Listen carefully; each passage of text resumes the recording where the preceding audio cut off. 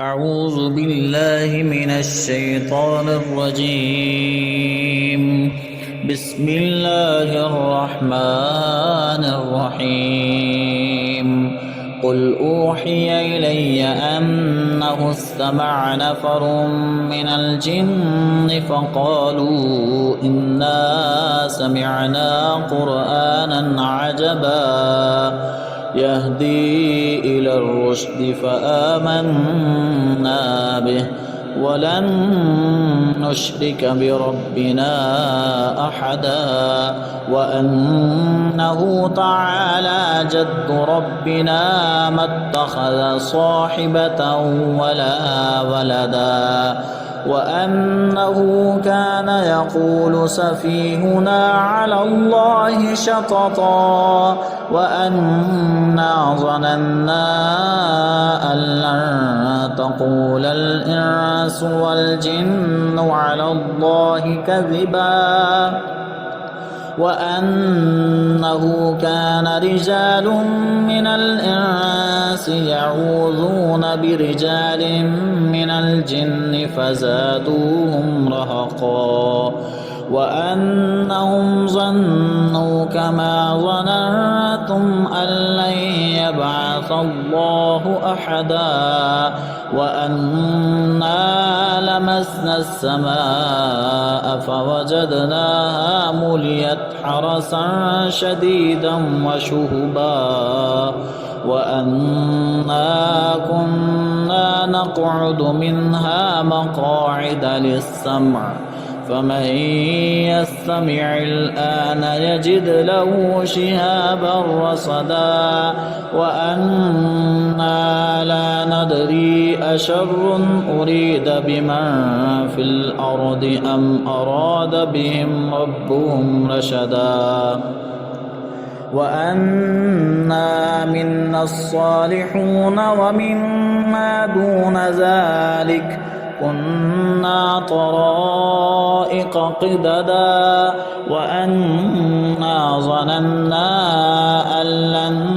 نعجز الله في الأرض ولن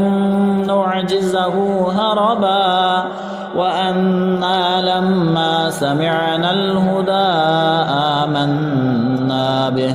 فمن يؤمن بربه فلا يخاف بخسا ولا رهقا وأنا منا المسلمون ومنا القاسطون فمن أسلم فأولئك تحروا رشدا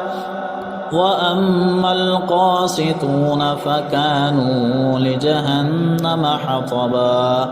وأن لو استقاموا على الطريقة لأسقيناهم ماء غدقا لنفتنهم فيه ومن يعرض عن ذكر ربه يسلكه عذابا صعدا وأن المساجد لله فلا تدعوا مع الله أحدا وأنه لما قام عبد الله يدعوه كادوا يكونون عليه لبدا قل إنما أدعو ربي ولا أشرك به أحدا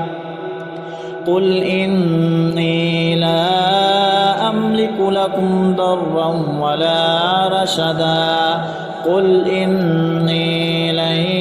يجيرني من الله أحد ولن أجد من